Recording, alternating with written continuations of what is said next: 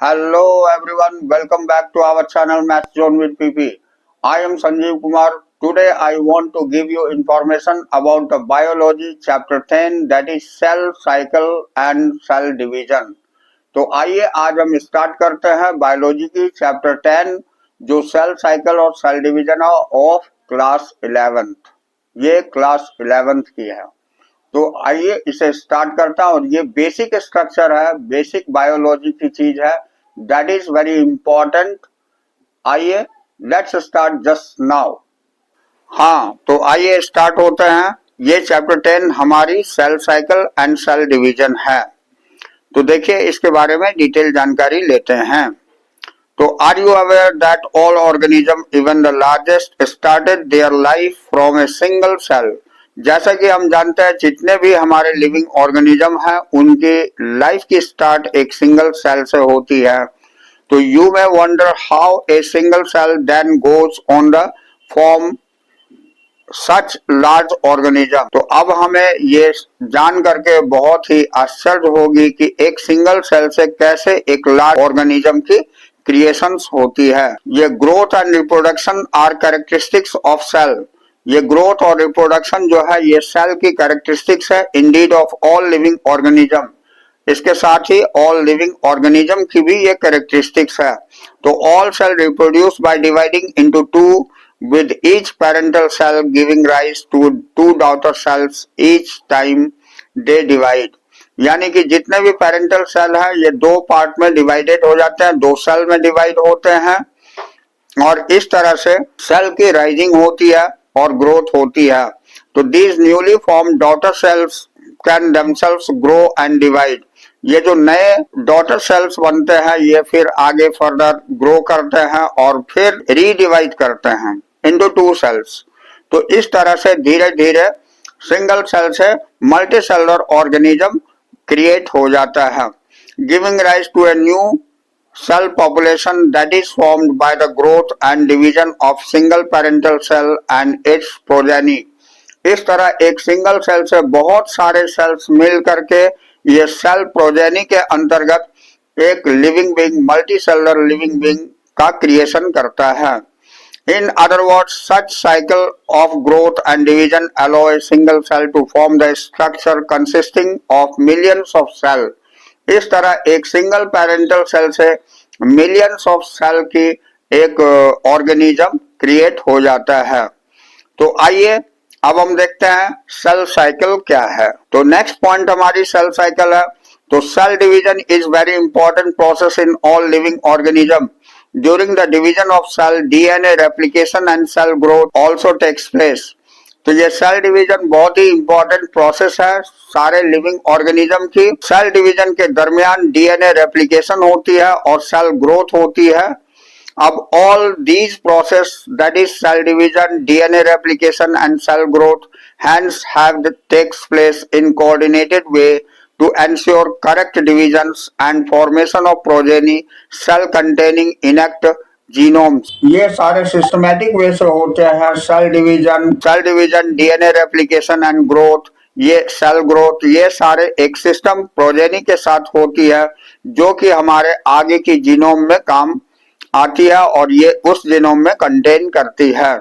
तो this sequence of event by which the cell duplicate its genome, ये sequence जो cell progeny के अंतर्गत डुप्लीकेट करती है सेल जीनोम की।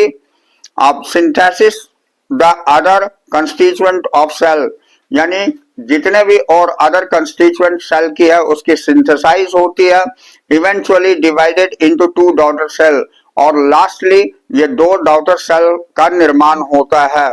तो सेल इज टर्म्ड एज, ये सारी प्रोसेस जब एक साथ होती है इसे ही हम सेल साइकिल बोलते हैं। अब ऑल दो cell growth in the term of cytoplasmic increase, it is continuous process.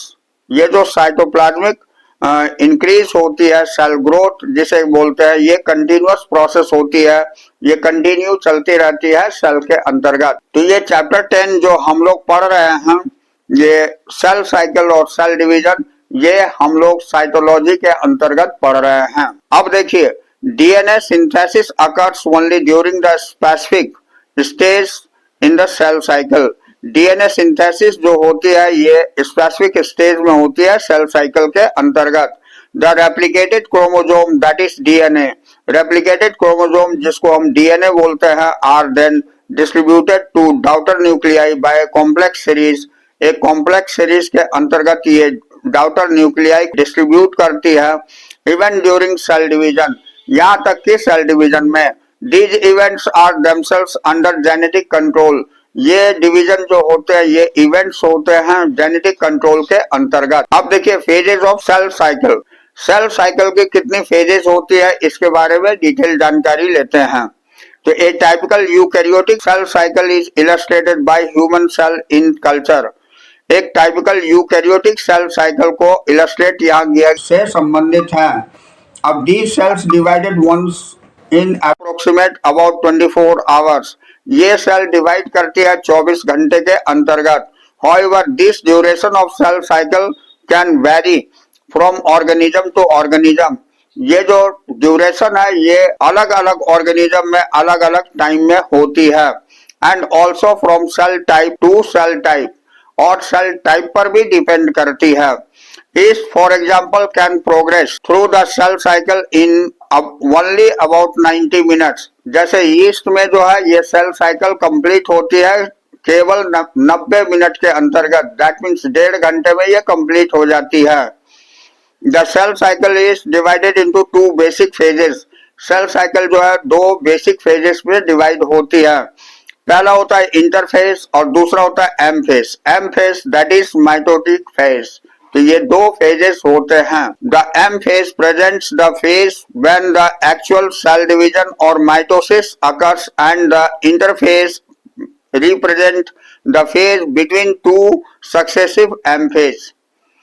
M phase जो होती है ये माइटोटिक डिवीजन को एक्सप्रेस करता है, जबकि 2 माइटोटिक डिवीजन के बीच में जो समय होता है वो इंटरफेज का होता है. It is significant to note that in the 24 hours average duration of cell cycle of a human cell, ये approximate 24 hours की होती है human cell की डिवीजन में. Cell division proper last for only about an hour, और ये cell division जो है 1 घंटे का होता है. The interphase last more than 95% of duration of the cell cycle. 95% cover करती है इंटरफेज जो कि सेल डिवीजन के अंतर्गत होती है.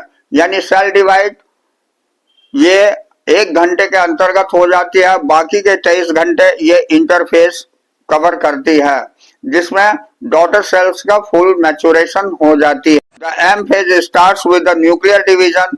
स्टार्ट ये होती है न्यूक्लियर डिवीजन से, corresponding to the separation of daughter chromosome. जहां डॉटर क्रोमोजोम यानी कैरियोकाइनेसिस कही जाती है, वहां से ये स्टार्ट होती है, सेपरेट होती है, and usually and with division of cytoplasm. और बाद में ये साइटोप्लाज्म की डिवीजन होती है जिसको हम साइटोकाइनेसिस बोलते हैं. तो be careful. Karyokinesis nuclear division को कहते हैं और साइटोकाइनेसिस साइटोप्लाज्म की डिवीजन को कहते हैं. The interphase called the resting phase. Interphase जो होती है ये रेस्टिंग फेज होती है. Is the time duration which the cell is preparing for division by undergoing both cell growth and DNA replications in the ordinary manner. और इसके अंतर्गत interphase के अंतर्गत सेल जो है सेल ग्रोथ होती है, सेल मैच्योरेशन होती है, और ये रेस्टिंग स्टेज के अंतर्गत ही ये सारी फुलफिल होती है. और डीएनए रेप्लिकेशन जो है ऑर्डिनरी मैनर में कंप्लीट होती है. The interphase is divided into 3 further phases. अब यहाँ हम दिखाते हैं कि इंटरफेज जो है 3 आगे फर्दर डिवाइड हो जाती है 3 फेजेस में. फर्स्ट है G1 फेज जिसको हम गैप 1 बोलते हैं. दूसरा है S फेज जिसको हम सिंथेसिस बोलते हैं. और तीसरा पॉइंट G2 फेज है जिसको हम गैप 2 बोलते हैं. तो ये 3 स्टेजेस होती है इंटरफेज के अंतर्गत. तो G1 phase correspondent to the interval between mitosis and initiations of DNA replication.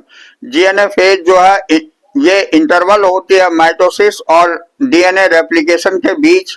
During G1 phase the cell is metabolically active, ये सेल जो होती है जीवन फेज में मेटाबॉलिकली एक्टिव होती है and continuously grow but does not replicate it's DNA, और continuously grow होती है लेकिन इसमें डीएनए की रेप्लिकेशन नहीं होती है।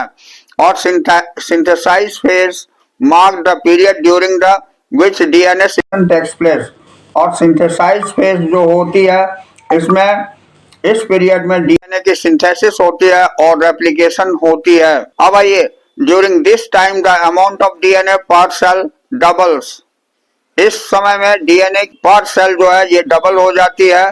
If the initial amount of DNA is denoted by 2C, अगर मान लीजिए इनिशियल में डीएनए की जो अमाउंट थी उसे हम 2C से रिप्रेजेंट करते हैं, then it increases to 4C, ये डबल हो जाती है 4C में हो जाती है।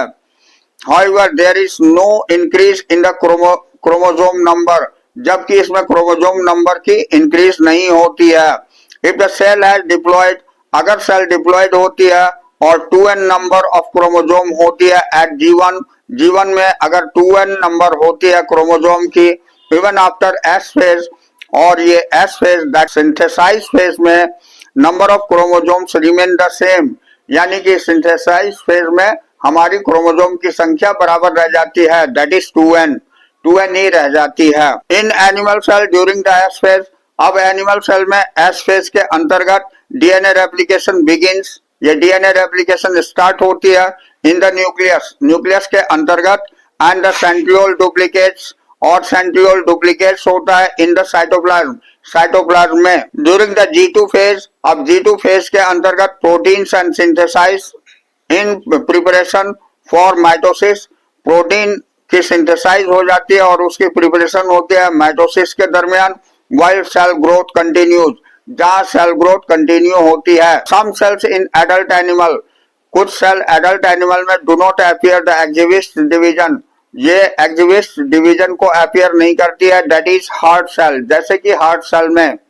And many other cells divides only occasionally, कुछ अदर सेल्स जो है ये ओकेजनली डिवाइड होती है as needed to replace cells, जहां रिप्लेस सेल को करनी होती है, that have been lost because of injury और सेल डेथ, वो जरूरत पड़ती है जहां लॉस हो जाती है या इंजुरी हो जाती है सेल की, या सेल डेथ हो जाते हैं, उस समय ये रेप्लिकेट करती है। तो these cells that do not divide further, ये जीवन से निकलने के बाद आगे फिर ये सारे सेल्स नहीं एक्सिट करते हैं, नहीं बन पाते हैं। तो phase two enter the inactive stage, और वो इनएक्टिव स्टेज हो जाती है जिसे हम क्विंसेंट स्टेज बोलते हैं, जिसको हम G0 से रिप्रेजेंट करते हैं, G0 से, ऑफ द सेल साइकिल, ये सेल साइकिल की। अब cells in the stage remains metabolically active, cell जो है इस स्टेज में मेटाबॉलिकली एक्टिव हो जाती है, but no longer proliferate unless called on to do so depending on the requirement of the organism, लेकिन ये जो है ऑर्गेनिज्म के ऊपर डिपेंड करती है, ये अलग अलग ऑर्गेनिज्म में अलग अलग तरह की हो जाती है। अब इन एनिमल में mitotic cell division is only seen in the diploid somatic cells, ये माइटोटिक सेल डिवीजन जो है ये डिप्लॉयड सोमेटिक सेल्स के अंतर्गत देखी जाती है। However, there are few exceptions to these where haploid cells divide in mitosis. कभी कभी ये आपको haploid cells भी दिखती है माइटोसिस के दरमियान। For example male honey bee, जैसे मेल हनी बी में होती है। Against this, the plant can show mitotic division in both haploid and diploid cells.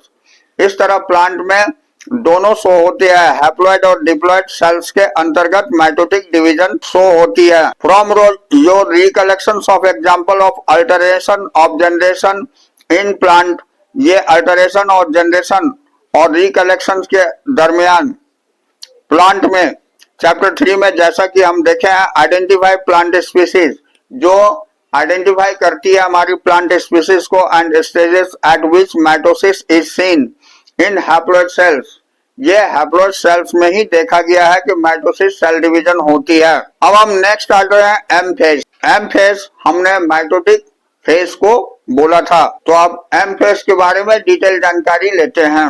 This is the most dramatic period of the cell cycle. ये cell cycle की बहुत ही dramatic period होती है, यानी इसमें बहुत सारे स्टेप्स में ये डिवीजन होती है, जो कि हम आगे पढ़ेंगे। इसलिए इसे बताया गया है involving a major recognition of virtually all components of cell. इसमें रीऑर्गेनाइजेशन देखी जाती है जितने भी सेल के कंपोनेंट्स हैं सभी में। Since the number of chromosomes in the parent and progeny cell is the same, जबकि नंबर ऑफ क्रोमोसोम सेम रहते हैं वो पेरेंटल सेल के अंतर्गत इस स्टेज में एम फेज में माइटोटिक डिवीजन में, ठीक है। And it is called the equational division. इसे हम इक्वेशनल डिवीजन भी बोलते हैं। Mitotic division is also known as equational division. तो now the convenience mitosis has been divided into 4 stages. अब आगे जो है माइटोसिस डिवीजन हमारी 4 स्टेजेस में डिवाइड हो जाती है of nuclear division, that is karyokinesis.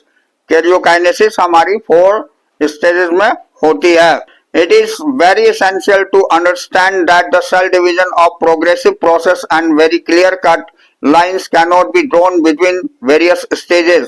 Karyokinesis involves following 4 stages. Karyokinesis के अंतर्गत ये 4 stages होते हैं, जिसे हम prophase, metaphase, anaphase and telophase बोलते हैं। ये सारे कैरियोकाइनेसिस के अंतर्गत ये सारे स्टेज आ जाते हैं। तो आइए डिटेल में हम जानते हैं ये चारों स्टेज में क्या क्या चेंजेस होती है सेल डिवीजन के दरमियान। तो during the cell division what happened inside the karyokinesis in nucleus. तो पहला है prophase. Prophase which is the first stage of karyokinesis of mitosis. ये माइटोसिस की पहली स्टेज होती है। Follow the S and G2 phase of interphase. ये S और G2 फेज इंटरफेस के द्वारा फॉलो करी जाती है। In the S and G2 phases the new DNA molecules formed are not distinct but अब प्रोफेज जो होती है ये हमारे नीचे दिए गए स्टेजेस को पास करता है। ये कैरेक्टरिस्टिक्स इवेंट होती है। Chromosomal material condenses to form compact mitotic chromosomes. ये क्रोमोसोमल मटेरियल जो है ये कंडेंस हो जाती है ये कॉम्पैक्ट माइटोटिक क्रोमोसोम्स फॉर्म में। अब chromosome are seen to be composed of 2 chromatids. Chromosome जो है ये 2 क्रोमेटिड्स में सीन होते हैं attach together at the centromere, जो सेंट्रोमियर से जुड़े होते हैं। तो पहली चेंज प्रोफेज के अंतर्गत ये होती है। दूसरी चेंज क्या होती है, ये centrosome has had undergoes duplication. Centrosome की डुप्लीकेशन होती है ड्यूरिंग इंटरफेज। इंटरफेज के दरमियान begins to move towards opposite pole, और ये अपोजिट पोल की ओर बढ़ने लगते हैं ऑफ द सेल में। इस centrosome radiates to microtubules called aster, और ये माइक्रोट्यूब्यूल्स यानी एस्टर की फॉर्मेशन इसमें हो जाती है। The 2 aster together with spindle fibre forms mitotic apparatus. 2 aster जब स्पिंडल फाइबर के साथ में बन जाती है तो इसको हम माइटोटिक एपरेटस भी बोलते हैं। अब cells at the end of prophase. Cells prophase के अंत में when viewed under the microscope, जब इसे माइक्रोस्कोप के अंतर्गत देखा जाता है, do not show Golgi complex. इसमें गोल्गी कॉम्प्लेक्स नहीं देखे जाते हैं, एंडोप्लाज्मिक रेटिकुलम नहीं देखे जाते हैं, न्यूक्लियोलस समाप्त हो जाती है, न्यूक्लियर इन्वेलप समाप्त हो जाती है। तो ये सारे चीज प्रोफेज के स्टेप में डिसअपियर हो जाते हैं। अब दूसरा स्टेज है हमारी मेटाफेज। तो मेटाफेज में क्या होता है, the complete disintegration of the nuclear envelope mark the start to the second phase of mitosis। यहाँ से हमारी सेकेंड स्टेज स्टार्ट होती है माइटोसिस की। hence the chromosomes are spread through the cytoplasm। ये साइटोप्लाज्म में स्प्रेड हो जाते हैं of the cell by the stage condensation of chromosomes is completed। यहाँ कंडेंसेशन क्रोमोसोम की कंप्लीट हो जाती है। hence they can be observed clearly। इसलिए ये हमें स्पष्ट दिखाई देने लगते हैं अंडर द माइक्रोस्कोप, माइक्रोस्कोप में। This then is the stage at which morphology of chromosomes is most easily studied. यहाँ पर हम क्रोमोसोम की मॉर्फोलॉजी आसानी से स्टडी कर सकते हैं. At this stage, metaphase chromosomes is made up of two sister chromatids. इसमें दो सिस्टर क्रोमेटिड्स के द्वारा इस स्टेज में मेटाफेज क्रोमोसोम को हम देख सकते हैं. Which are held together by the centromere, जो एक दूसरे से सेंट्रोमियर के साथ अटैच्ड होते हैं. Small disc shaped structure at the surface of the centromere are called kinetochore. एक छोटे डिस्क शेप की स्ट्रक्चर होती है सेंट्रोमियर जिसे कहते हैं, वो हमारी काइनेटोकोर्स कहलाती है. This structure serves as the sites of attachment. ये आपको सर्व करती है स्पिंडल फाइबर की अटैचमेंट को, by formed by the spindle fibre, जो स्पिंडल फाइबर बनाती है. टू द क्रोमोसोम, क्रोमोसोम के लिए. अब that are moved into position at the centre of the cell. ये पोजीशन सेंटर के सेल के सेंटर में होती है. Hence the metaphase is characterized by all the chromosomes coming to lie at the equator. और उसके बाद जितने भी हमारे क्रोमोसोम्स हैं ये इक्वेटर पर आ जाते हैं, यानी बीच में आ जाते हैं, with one chromatid of each chromosomes, जिसमें एक क्रोमेटिड हर क्रोमोसोम की कनेक्टेड बाय द काइनेटोकोर. ये काइनेटोकोर से कनेक्ट होते हैं टू स्पिंडल फाइबर, ये स्पिंडल फाइबर की. From one pole and the sister chromatid the kinetochore of spindle fibre from the opposite pole. और सिस्टर जो होती है वो दूसरे पोल से अटैच्ड हो जाती है. Sister of chromatid, sister chromatid जो है ये दूसरे पोल से अटैच्ड हो जाती है. It's kinetochore spindle fibres from the opposite pole. The plane of alignment of the chromosome at metaphase is referred as metaphase plate. इस प्लेन को हम मेटाफेज प्लेट बोलते हैं. The key feature of metaphase are. अब main की features क्या होती है मेटाफेज की, ये हम देखते हैं. Spindle fibres attach to the kinetochores of chromosomes. ये chromosome are moved to the spindle equator and get aligned at the metaphase plate through spindle fiber to the pole. कहने का मतलब हो गया स्पिंडल फाइबर सबसे पहले काइनेटोकोर के द्वारा क्रोमोसोम के साथ अटैच हो जाती है और इसमें क्रोमोसोम मूव करने लगता है स्पिंडल इक्वेटर पर और अलाइंड हो जाता है मेटाफेज प्लेट पर, जो कि स्पिंडल फाइबर दोनों पोल पर अरेंज हो जाती है. Like this. ये स्टेज हमारी मेटाफेज की है. इससे पहले ट्रांजिशन ऑफ मेटाफेज है, मतलब arrangement of the chromatids in centromere. अब ये एनाफेज है. तो एनाफेज देखिए, ये एक छोटा सा स्टेज होता है. इस स्टेज में लेकिन बहुत सारी चेंजेस होती है. आइए इसके बारे में जानते हैं.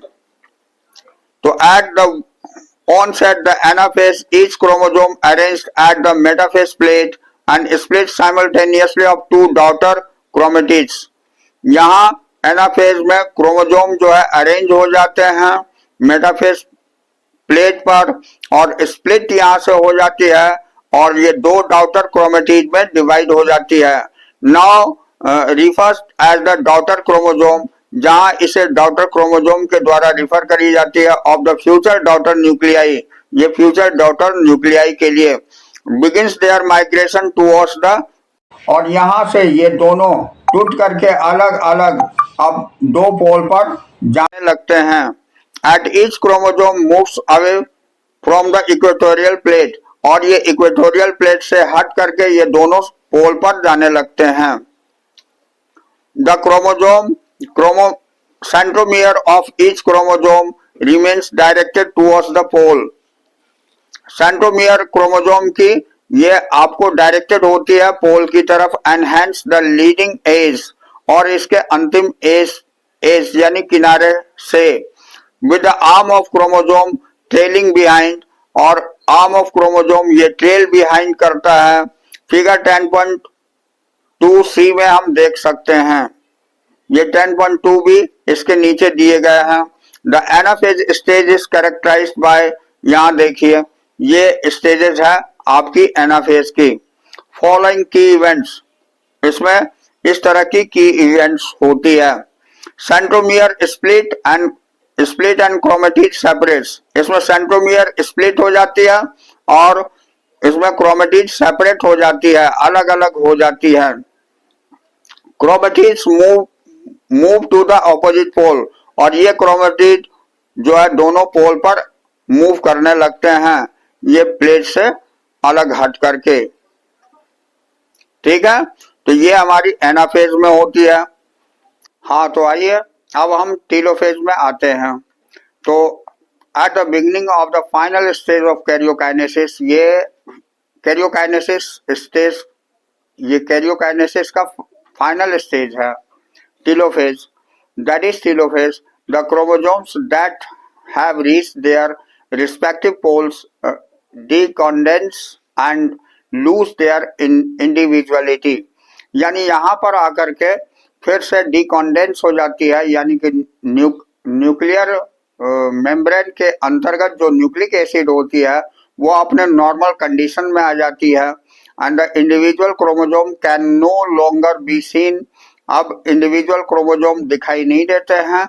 And each set of chromatin material tends to collect at each of the two poles, और क्रोमेटिन मटेरियल जो है अब कलेक्ट नहीं होती है दोनों पोल पर।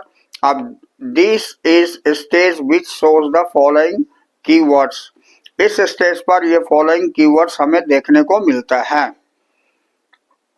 तो देखिए, chromosomes cluster at opposite spindle poles, chromosome cluster हो जाते हैं ऑपोजिट स्पिंडल पोल पर, यानी एक जगह। And their identity is lost as a discrete element, अब इसके अलग अलग एलिमेंट की आइडेंटिटी समाप्त हो जाती है, एक मतलब न्यूक्लिक एसिड बन जाती है। अब nuclear envelope develops, nuclear envelope इसके चारों ओर बन जाते हैं अराउंड द क्रोमोसोम क्लस्टर्स, ये क्रोमोसोम क्लस्टर के चारों ओर at each pole forming two daughter nuclei, और इससे ये दो डॉटर न्यूक्लियाई बन जाते हैं, जैसा कि हम फिगर में देख रहे हैं। उसके बाद nucleolus, Golgi complex and ER reform, पुनः फिर से एक बार न्यूक्लियोलस, गोल्गी कॉम्प्लेक्स और एंडोप्लाज्मिक रेटिकुलम बन जाते हैं। तो यहाँ आकर के टीलोफेज हमारी कंप्लीट होती है। प्रोफेज, मेटाफेज, एनाफेज, टीलोफेज, ये चारों फेजेस हमारी यहाँ आकर के कंप्लीट होती है। इसके बाद अब साइटोकाइनेसिस होती है, यानी न्यूक्लियोकाइनेसिस यहाँ फिनिश होती है, अब यहाँ से साइटोकाइनेसिस स्टार्ट होती है। तो mitosis accomplishes not only the segregation of duplicated chromosomes into daughter nuclei, that means karyokinesis, but the cell itself is divided into two daughter cells by the separation of cytoplasm and cytokinesis, at the end of which cell division gets completed, यानी cytokinesis के अंतर्गत न्यूक्लियोकाइनेसिस होने के बाद आपको cytokinesis होती है। That means constriction in the cell wall में कंस्ट्रिक्शन होना शुरू होता है, और उसके बाद ये सेपरेट इनटू टू सेल्स में हो जाती है। इस पूरी प्रोसेस को साइटोप्लाज्म दो पार्ट में डिवाइडेड हो जाती है, इस पूरी स्टेज को हम साइटोकाइनेसिस बोलते हैं। तो in an animal cell this is achieved by the appearance of furrow, इसमें एनिमल सेल में बीच में फरोस हो जाती है। इन द प्लाज्मा मेम्ब्रेन के बीच द फरो ग्रेजुअली डीपेंस, और ये फरो डीप होती जाती है, and ultimately joints at the centre, और लास्ट में सेंटर में join, dividing the cell cytoplasm into two, और ये साइटोप्लाज्म को दो सेल्स में डिवाइड कर देती है। Plant cell however are enclosed by the relatively inextensible cell wall, plant cell के चारों ओर ये सेल वॉल का फॉर्मेशन हो जाता है। Therefore they undergo cytokinesis, इस तरह ये साइटोकाइनेसिस पूरी करती है। बाय द डिफरेंट मैकेनिज्म, अलग अलग मैकेनिज्म के द्वारा। In plant cell wall formation starts in the centre of the cell. Wall formation centre से होती है and grow outside to meet the existing lateral walls, और ये लेटरल वॉल से ग्रो करके मिल जाती है। This formation of new cell wall begins, और ये नए सेल वॉल को शुरू करती है with the formation of simple precursor. ये प्रीकर्सर सिंपल प्रीकर्सर के द्वारा कॉल्ड, जिसे हम सेल प्लेट बोलते हैं। That represents the middle lamella, जो रिप्रेजेंट करता है हमारी मिडिल लेमेला को। ये प्लांट सेल के अंतर्गत इस तरह की चीजें होती है। किसमें? आपको साइटोकाइनेसिस के अंतर्गत। अब at the time of cytoplasm division, organelles like mitochondria and plastids gets distributed. अब साइटोप्लाज्मिक डिवीजन के बाद ये ऑर्गेनेल्स जैसे माइटोकॉन्ड्रिया और प्लास्टिड्स ये डिस्ट्रीब्यूटेड होती है between the two daughter cells, ये दो डॉटर सेल के बीच में। In some organism karyokinesis is not followed. कुछ ऑर्गेनिज्म में कैरियोकाइनेसिस नहीं होती है। By cytokinesis as a result, cytokinesis के द्वारा ही विच मल्टी न्यूक्लिएट, जो मल्टी न्यूक्लिएट कंडीशन में होती है, arises leading to the formation of syncytium, जो सिनसाइटियम का फॉर्मेशन करता है। For example liquid endosperm in coconut, जैसे लिक्विड एंडोस्पर्म बनती है कोकोनट में। तो ये हमारी यहाँ आकर के माइटोसिस सेल डिवीजन पूरी कंप्लीट होती है आफ्टर साइटोकाइनेसिस। यहाँ वन पेरेंटल सेल से दो डॉटर सेल्स की फॉर्मेशन हो जाती है। इस तरह यहाँ माइटोसिस कंप्लीट होती है। ये हमारी सोमेटिक सेल्स में होती है, चाहे आइदर और एनिमल सेल, ये दोनों ही प्रकार के सेल्स में होते हैं। अब आइए हम आगे इसका महत्व देखते हैं। ये सिग्निफिकेंस ऑफ माइटोसिस है। तो माइटोसिस और equational division is usually restricted to the diploid cells only. ये केवल डिप्लॉयड सेल्स में रेस्ट्रिक्टेड होती है। However in some lower plants and in some social insects haploid cells, जबकि कुछ लोअर प्लांट्स और हैप्लॉयड सेल्स में ये आपको सोशल इंसेक्ट्स में ये हैप्लॉयड सेल्स में होती है। एंड डिवाइड्स बाय माइटोसिस, और ये डिवाइड करती है माइटोसिस के द्वारा। It is very essential to understand the significance of this division in the life of organism. ये बहुत ही आवश्यक होती है समझना इसकी महत्व को सेल डिवीजन के किसी लाइफ ऑर्गेनिज्म की लाइफ में। तो are you aware of some examples where you have studied about haploid and diploid insects? जैसा कि आपने एग्जाम्पल में देखा है हैप्लॉयड और डिप्लॉयड इंसेक्ट्स की, तो उसके आधार पर यह जानना बहुत आवश्यक होती है। अब देखिए, mitosis usually result in the production of diploid daughter cells with identical genetic complement. Mitosis जो है ये रिजल्ट करती है दो डिप्लॉयड डॉटर सेल्स के आइडेंटिकल, ये जेनेटिक कॉम्प्लीमेंट के अंतर्गत होती है। The growth of multicellular organism is due to mitosis. Mitosis के द्वारा ही ग्रोथ इन मल्टीसेलुलर ऑर्गेनिज्म में होती है। Cell growth results in the distributing the ratio between the nucleus and the cytoplasm. ये सेल ग्रोथ जो है डिस्ट्रीब्यूट करती है रेशियो को न्यूक्लियस और साइटोप्लाज्म की। It therefore becomes essential for the cells to divide, to store, to restore the nucleocytoplasmic ratio. यहाँ पर आपको बहुत ही आवश्यक होती है साइटोप्लाज्म और न्यूक्लियोप्लाज्म की रेशियो को जानना। A very significant contribution of mitosis is cell repair. एक बहुत ही ज्यादा महत्वपूर्ण होती है ये mitosis cell division cell repair के लिए। The cell of the upper layer of the epidermis, ये सेल जो अपर लेयर की होती है एपिडर्मिस की, cell of the lining of the gut में पाई जाती है। Blood cells are also being constantly replaced, blood cell भी कॉन्स्टेंटली रिप्लेस होती है। Mitotic division in the meristematic tissues, ये mitotic division meristematic tissues plant में भी होती है।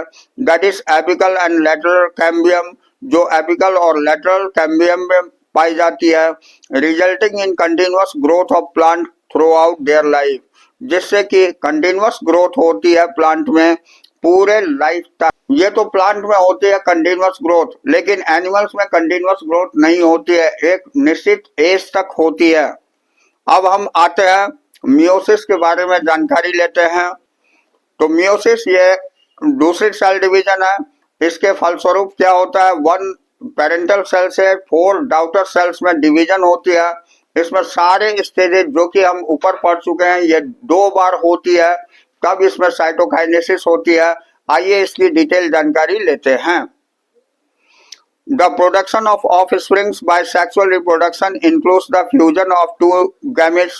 ये प्रोडक्शन किसी भी ऑफस्प्रिंग्स की सेक्सुअल रिप्रोडक्शन के द्वारा ही होती है, जिसमें फ्यूजन 2 गैमेट की होती है, either it may be male gamete और female gamete, each with the complete haploid set of chromosome, जिसमें हैप्लॉइड सेट ऑफ क्रोमोसोम्स होती है। Gametes are formed from the special diploid cells, जबकि गैमेट डिप्लॉइड सेल की बनी होती है। This specialized kind of cell division that reduces the chromosome number by half result in the production of haploid daughter cells. इसी कारण से diploid cell से 2n से ये single n number of chromosome में डिवाइड हो जाती है। This kind of division is called meiosis. इस तरह की डिवीजन मियोसिस कहलाती है। Meiosis ensure the production of haploid phase in the life cycle of sexually reproducing an organism, whereas fertilization restore the diploid phase, जबकि fertilization diploid phase में होती है कि ये sexually reproducing organism, whereas fertilization restore the diploid phase, diploid phase से ये haploid phase में आती है। इस तरह की meiosis cell division से to become across meiosis during gametogenesis, gametogenesis in plants, plant की गैमेटोजेनेसिस में ये मियोसिस प्रोसेस होती है, एंड एनिमल्स और एनिमल्स में भी। तो this leads the formation of haploid gamete, जो कि हैप्लॉइड गैमेट का फॉर्मेशन करती है।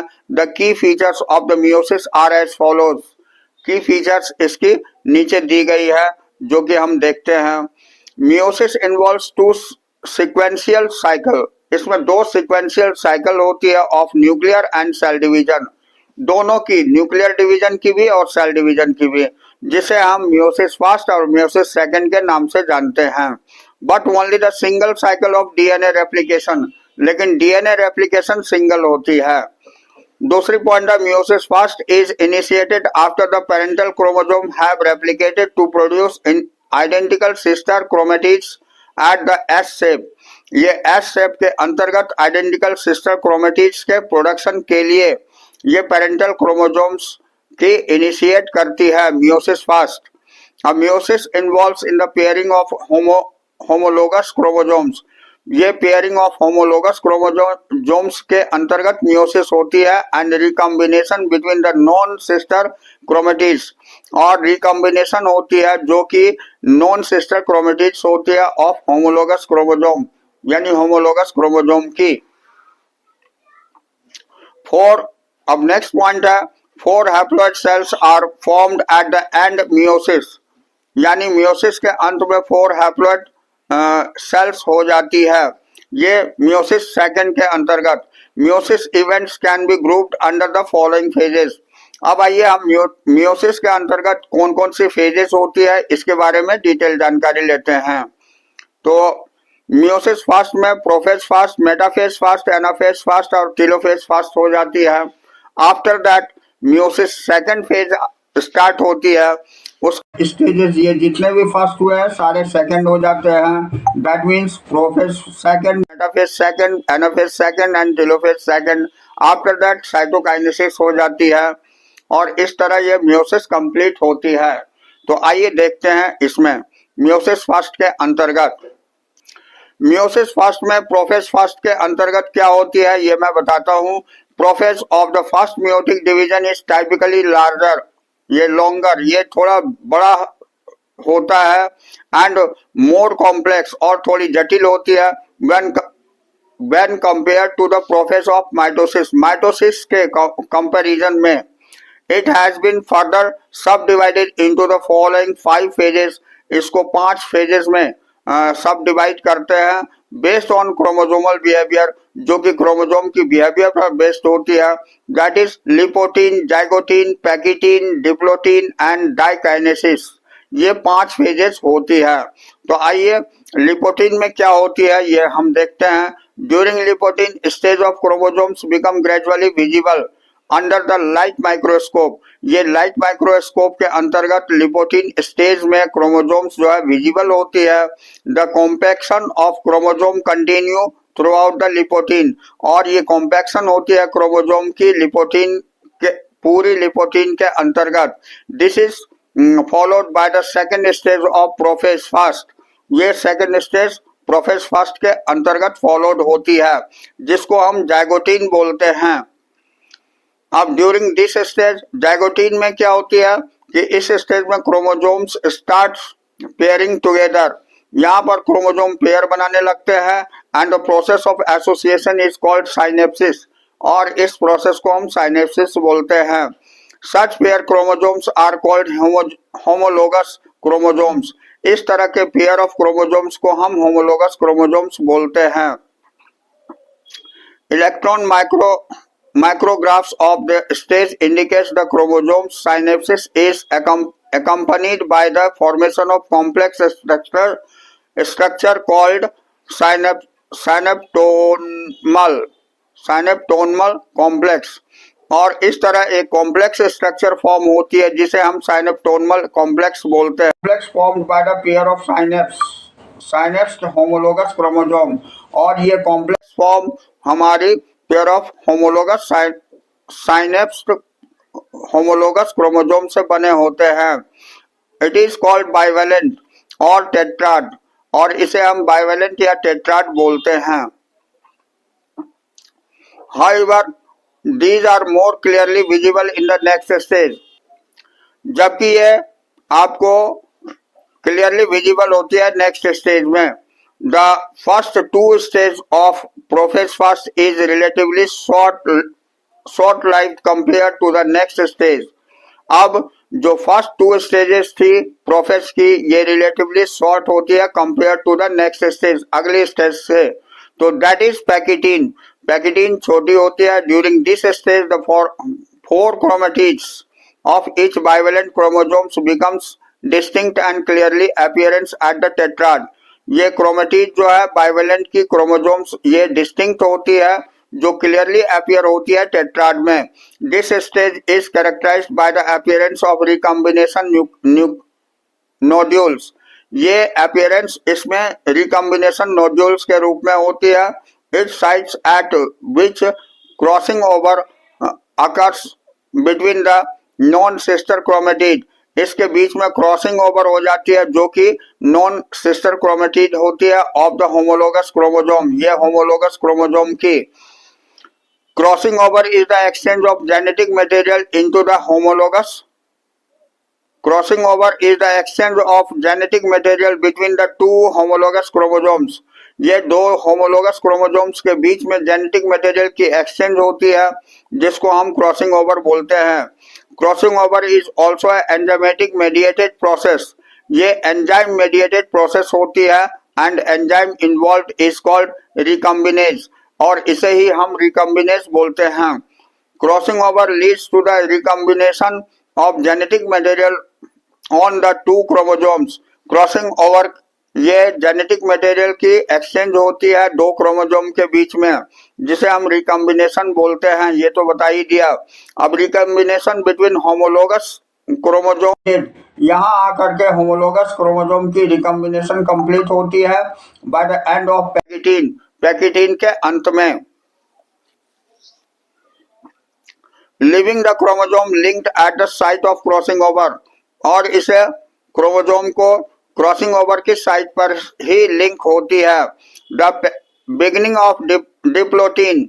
अब स्टार्ट होती है diplotene. It is recognised by the dissolution of synaptic complex. ये डिसोल्यूशन ऑफ साइनेप्टल कॉम्प्लेक्स के रूप में रिकॉग्नाइज करी जाती है. And tendency of the recombined homologous chromosomes is bivalent. और इसकी भी बाइवेलेंट बाइवेलेंट स्ट्रक्चर हो जाती है and separated from each other except the sites of crossover. ये sites of crossover से separate हो जाती है.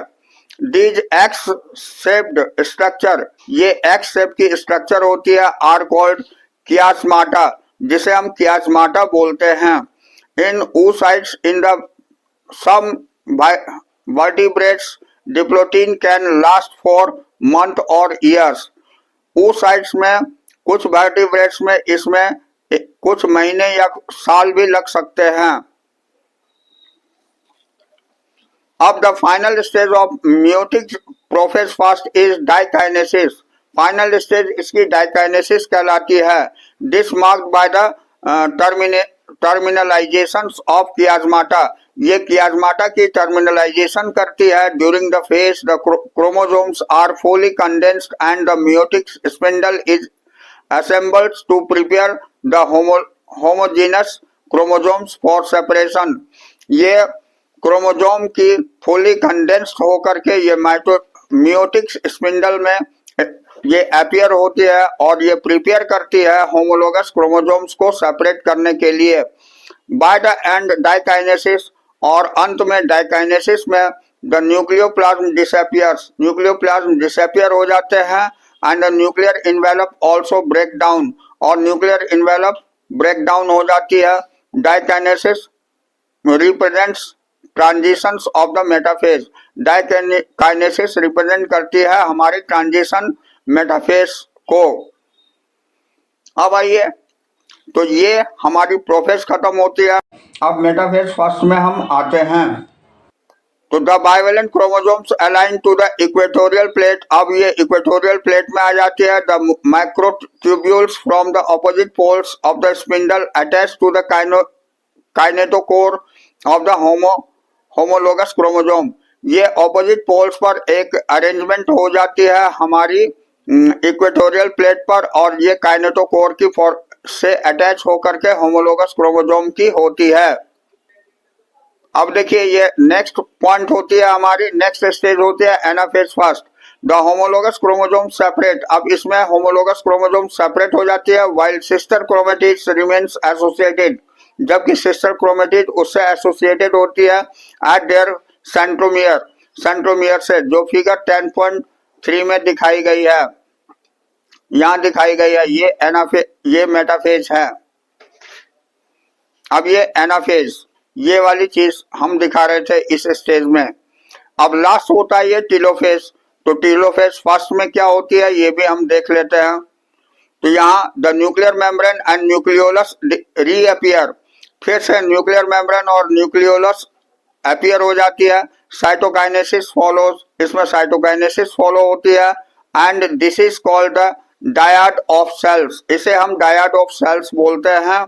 Although in many cases the chromosomes do undergo some depressions. अब बहुत सारी केसेस में क्रोमोसोम डिप्रेस्ड हो जाती है. They do not reach the extremely extended state, और ये एक्सट्रीमली एक्सटेंडेड स्टेट में नहीं पहुंच पाती है. Of the interphase nucleus. Interphase nucleus की the stage between the two meiotic division is called interkinesis, और इसे हम इंटरकाइनेसिस बोलते हैं. And is generally short lived. ये बहुत कम समय के लिए होता है. There is no replication of DNA. इसमें डीएनए रेप्लिकेशन नहीं होती है ड्यूरिंग इंटरकाइनेसिस. इंटरकाइनेसिस के दरमियान. अब interkinesis is followed by the prophase second. इसके बाद प्रोफेज सेकंड स्टार्ट होती है as a much simpler prophase than prophase first. इसमें ये प्रोफेज फर्स्ट के कंपैरिजन में ये सिंपल होती है. तो म्यूसिस सेकंड में prophase second. Now, meiosis second is initiated immediately after the cytokinesis, usually before the chromosome have fully elongated. Meiosis second में प्रोफेज जो होती है साइटोकाइनेसिस के इमीडिएटली बाद हो जाती है, और इसमें क्रोमोसोम जो है फुली इलोंगेटेड यानी लंबा हो जाता है. In contrast of meiosis first के कंट्रास्ट में. By the end of prophase second के अंत में meiosis second resemble the normal mitosis. meiosis second में normal mitosis होती है. The chromosomes again become compact, अब इसमें क्रोमोजोम कॉम्पैक्ट हो जाते हैं।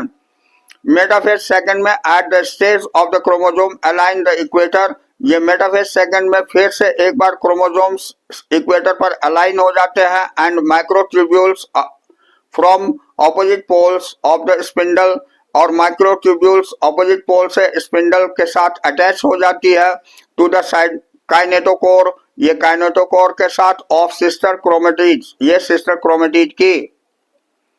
उसके बाद एनाफेज सेकंड आती है, तो it begins with the simultaneous splitting the centromere, अब इसमें से ये स्प्लिट हो जाती है सेंट्रोमियर से ऑफ द ईच क्रोमोजोम, ये ईच क्रोमोजोम हर क्रोमोजोम का, अब which was holding the sister chromatid together, जहां पर यह सिस्टर क्रोमेटिड को एक साथ होल्ड करके रखता है, allowing them to move towards opposite pole, और ये अलो करता है दोनों पोल पर दोनों क्रोमेटिड्स को जाने के लिए।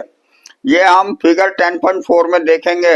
Bye shortening the microtubules attach to the kinetochore, और काइनेटोकोर के साथ में माइक्रोट्यूब्यूल्स ये अटैच होती है, यहाँ हमें दिखाई गई है। ये प्रोफेज सेकंड था, ये मेटाफेज सेकंड है। अब मेटाफेज सेकंड में ये स्टेजेस हम देख रहे हैं, उसके बाद ये एनाफेज सेकंड की स्टेजेस हम देखते हैं। आफ्टर दैट ये टेलोफेज सेकंड स्टेज होती है, और इसमें ये 2 क्रोमोजोम से 4 क्रोमोजोम ये हैप्लॉइड सिंगल क्रोमोजोम में चेंज हो जाती है, 2n से n में कन्वर्ट हो जाती है। तो आइए हम टेलोफेज सेकंड देखते हैं। Telosis ends with the telophase second, telophase second में मियोसिस समाप्त हो जाती है, यानी ये स्टेजेस खत्म होती है डिवीजन की। अब in which the 2 groups of chromosomes once again get enclosed by the nuclear envelope, इसमें फिर से 2 न्यूक्लियस जो है न्यूक्लियर इन्वेलप की डेवलपमेंट हो जाती है। उसके बाद cytokinesis following result in formation of tetrad of cell, ये टेट्राड ऑफ सेल का फॉर्मेशन हो जाता है, that is 4 haploid daughter cells बन जाते हैं। इस तरह यहाँ पर एक पेरेंटल सेल से 4 डॉटर सेल्स का निर्माण हो जाता है, और यहाँ हमारी मियोसिस समाप्त होती है। अब आइए इसकी भी सिग्निफिकेंस देख लेते हैं, यानी महत्व देखते हैं मियोसिस की। Meiosis is the mechanism by which conversion of specific chromosome number of each species is achieved across generation of sexually reproducing organism, ये सेक्सुअली रिप्रोड्यूसिंग ऑर्गेनिज्म के अंतर्गत यानी सेक्स सेल्स के अंतर्गत ये मियोसिस सेल डिवीजन होती है, जिसके फलस्वरूप एक पेरेंटल सेल से 4 डॉटर सेल्स में डिवीजन हो जाती है, और इसमें नंबर ऑफ क्रोमोसोम्स 2n से सिंगल n हो जाती है। Even thou the process per se paradoxically resulting in reducing the chromosomes number by half, जो कि मैं बोल चुका हूँ। It has increase the genetic variability, इसमें जेनेटिक वेरिएबिलिटी इंक्रीज होती है in the population of organism, ये पॉपुलेशन ऑफ ऑर्गेनिज्म में from one generation to the next, एक जनरेशन से दूसरे जनरेशन में। Variations are very important for the process of evolution, और इसी के कारण वेरिएशन होती है जो कि आगे इवोल्यूशन के लिए बहुत ही इंपॉर्टेंट होती है। तो be careful, meiosis cell division के द्वारा ही हमारी वेरिएशंस होती है एनिमल सेल्स में, और जिसके कारण कि एक जनरेशन से दूसरे जनरेशन में अंतर दिखाई देता है, और ये इवोल्यूशन के लिए इंपॉर्टेंट होती है। In this way this chapter has been finished here, we will meet again on the next class next day. That's all for today. Okay, good luck to you.